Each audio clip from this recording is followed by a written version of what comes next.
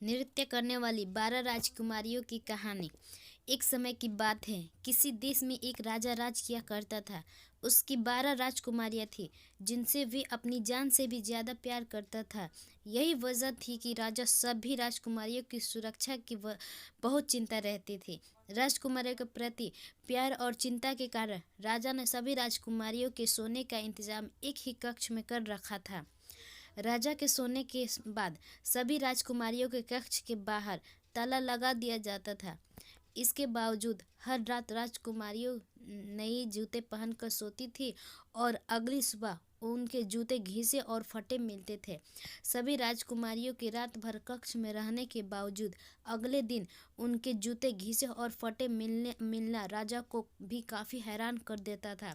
राजा ने इस बात की जानकारी के लिए कई प्रयास किए, लेकिन फिर भी इस रहस्य से पर्दा नहीं उठ सका कि हर सुबह राजकुमारियों के नए जूते फटे और घिसे क्यों मिलते थे।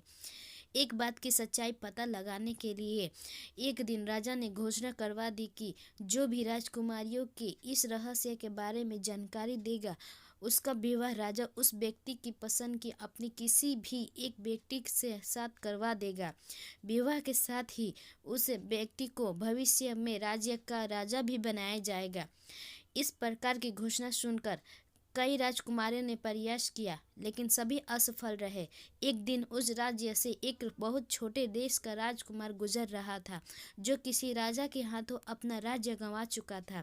वह एक नदी के किनारे पहुंचकर जैसे ही अपने थैले से बचा हुआ खाना निकाल कर खाने लगा, वैसे ही वहां पर एक बुढ़िया आ गई और राजकुमार से खाना मांगने लगी।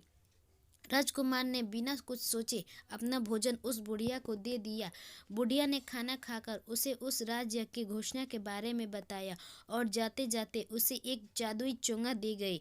उस जादुई चोंगे की खास बात यह थी कि जो भी उसे उड़ता वह गायब हो जाता था। राजा की घोषणा सुनने के बाद राजकुमार वह जादुई चोंगा लेकर राज दरबार पहुंच गया। उसने राजा से घोषणा को पूरा करने की आज्ञा मांगी। राजा यह कहते हुए आज्ञा दे दी कि इसके पहले जिसने भी प्रयास किया वह असफल रहा और उसे मृत्यु दंड दिया जा चुका है। राजा की बात सुनकर राजकुमार ने कहा कि कोई बात नहीं, उसे यह शर्त मंजूर है। फिर राजा ने उसके राजकुमारियों के बगल वाला कक्ष सोने के लिए दे दिया और उसके खाने पीने का बढ़िया इंतजाम किया। जब रात हो चली तो सोने के वक्त सबसे बड़ी राजकुमारी एक जूस से भरा गिलास लेकर आई। राजकुमार ने जूस ले लिया और राजकुमारी वहां से चली गई। राजकुमार ने जूस नहीं पिया और खिड़की से फेंक दिया। कुछ देर बाद सोने का नाटक करने लगा। जब राजकुमारियों को लगा कि राजकुमार सो चुका है, तो सभी राजकुमारियां कहीं जाने की तैयारी करने लगी। इस बात का आभास होते ही राजकुमार ने चोंगा ओढ़ लिया और सभी राजकुमारियों पर गायब होकर नजर रखने लगा। राजकुमारियों के कमरे में जाकर राजकुमार ने देखा कि सभी राजकुमारियां सज धज कर कमरे के बीचों बीच गोला बनाकर खड़ी हो गई और कुछ गुनगुनाने लगी। तभी कमरे के बीचों बीच अचानक एक गड्ढा नजर आने लगा, जिसमें से सभी राजकुमारी एक जादुई स्थान पर चली गई। राजकुमारियों के पीछे पीछे राजकुमार भी चला गया। वहां पर 12 राजकुमार इनका इंतजार कर रहे थे। सभी राजकुमारियां उन राजकुमारियों के साथ जंगल की ओर जाने लगती हैं। रास्ते में चांदी के पेड़, सोने के पेड़ और अन्य जवाहरात के पेड़ मिलते गए। राजकुमार हर पेड़ से एक एक पत्ती तोड़कर अपने पास रख लेता। जंगल में कुछ दूर जाने के बाद एक महल दिखाई दिया। महल में जाने के बाद वहां अपने आप ही एक मधुर संगीत बजने लगा।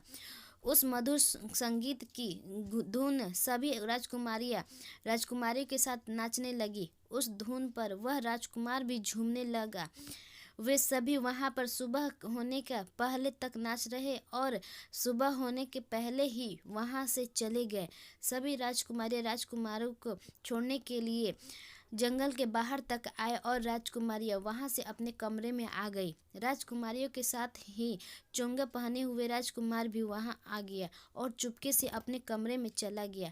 सुबह होते ही राजकुमार ने राजा को दरबार में बुलाया और रहस्य के बारे में पूछा। राजकुमार ने राजा को जंगल से तोड़ी गई सोने और चांदी के पत्तियां दिखाते हुए रात की पूरी घटना के बारे में बताया। जब राजा ने राजकुमारियों से इस बारे में पूछा तो सभी राजकुमारियों ने हामी भरते हुए सिर हिलाया। इस बात को सुनकर राजा ने राजकुमार की शादी उसकी पसंद के सबसे छोटी राजकुमारी के साथ करवा दी और उसे उस राज्य का राजा बना दिया। नए राजा अपनी रानी के साथ सुखपूर्वक रहने लगा। कुछ दिनों बाद वह राजकुमारियों के साथ उस रहस्यमयी महल की ओर गया और अन्य राजकुमारियों की शादी उन राजकुमारों के साथ करवा दी जिनके साथ वे सभी रात में नाचने जाती थी। इसके बाद सभी सुखी सुखी रहने लगे। कहानी से सीख, हमें हमेशा मुश्किल समय में हिम्मत से काम लेना चाहिए और अपनी बुद्धि का इस्तेमाल करते हुए हर समस्या का हल निकालना चाहिए।